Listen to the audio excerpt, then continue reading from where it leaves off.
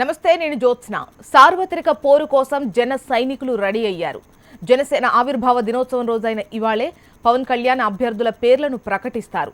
తొలి విడతగా 32 assembly, 4 MP అభ్యర్థులకు అవకాశం ఇచ్చారు. జనసేన, వామపక్షాలు ఇంకా సీట్ల సర్దుబాటు చర్చలు జరుపుతున్నాయి. ఏ పార్టీకి ఎన్ని సీట్లు అనేది ఎల్లుండి తేలనుంది. జనసేన అభ్యర్థుల తొలి జాబితాను పవన్ కళ్యాణ్ విడుదల చేశారు. 32 అసెంబ్లీ, 4 ఎంపీ అభ్యర్థుల పేర్లను ప్రకటించారు.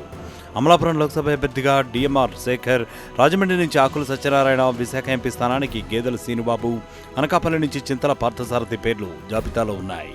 ఇక అసెంబ్లీ వారీగా చూస్తే తెనాలి నియోజకవర్గానికి మాజీ స్పీకర్ నాదెండ్ల మనోహర్, పత్తిపాడుకి మాజీ మంత్రి రావెల కిషోర్ బాబు, పాడేరు అసెంబ్లీ సీటుకు మాజీ మంత్రి పసుపులేటి బాలరాజు, పి గన్నవరం నియోజకవర్గానికి మాజీ ఎమ్మెల్యే పాముల రాజేశ్వరి జనసేన తరపున బరిలో ఉంటారు.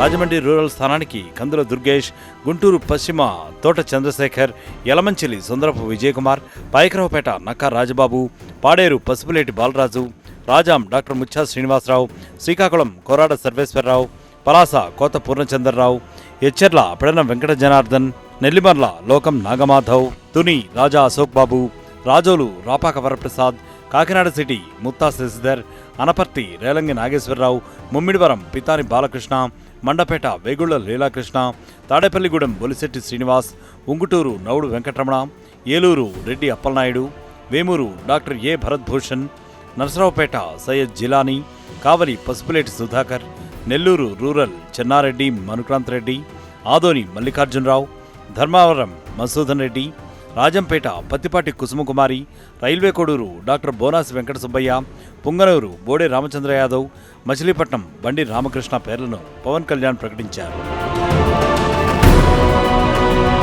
జనసేన వామపక్షాల మధ్య సీట్ల పంపిణీ అంశంపై ఈ నెల 16న స్పష్టత వచ్చే అవకాశం ఉంది.